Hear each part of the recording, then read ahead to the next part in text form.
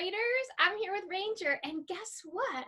Our friend Mrs. Martin sent us a video for all of you to watch about her dog Mandy. Her dog Mandy plays a fun game of hide and go seek with her squeaky toy. Ranger, are you ready to watch? Okay, we can't wait.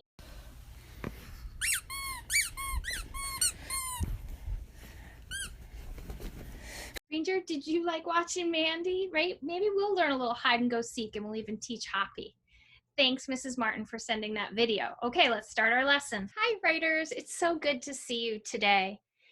Do you remember last week when we were learning about letter writing and Mrs. Snipe showed us a video of her dog, Drake, and then she showed us the letter that she wrote to Mrs. Martin?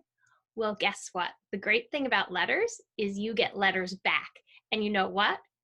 Mrs. Martin wrote back to Mrs. Snipe. And I'm going to show you that right now because we can learn how to answer letters today, because today is all about answering letters. All right, let's look at the letter. So writers, here's the first letter. Remember, it was from Mrs. Snipe, which is down here, to Mrs. Martin. And she was asking her questions and telling her a little bit about Drake playing with bubbles.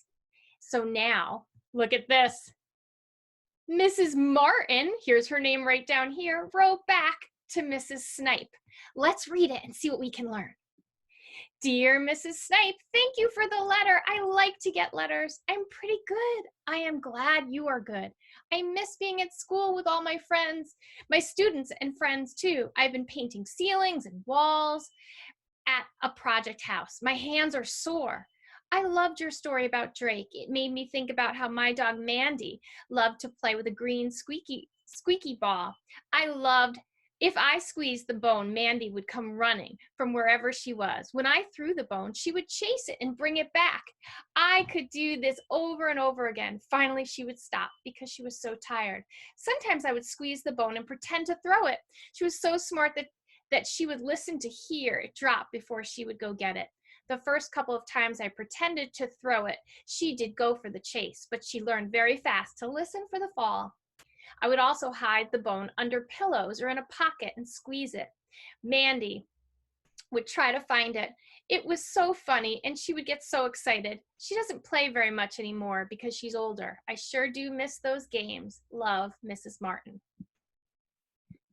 Writers, we have so much to learn from Mrs. Martin's response. Let me show you a couple of things Mrs. Martin did.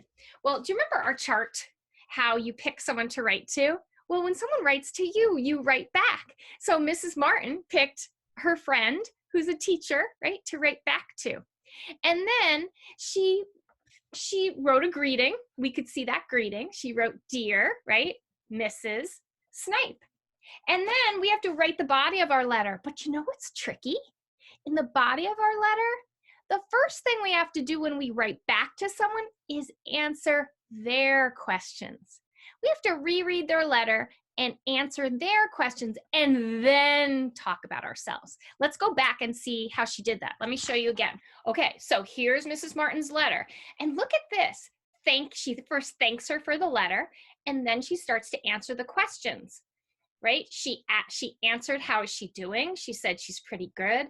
She answered what she was missing, and she explained a little bit about what she's doing, and she even commented on the story that Mrs. Snipe sent.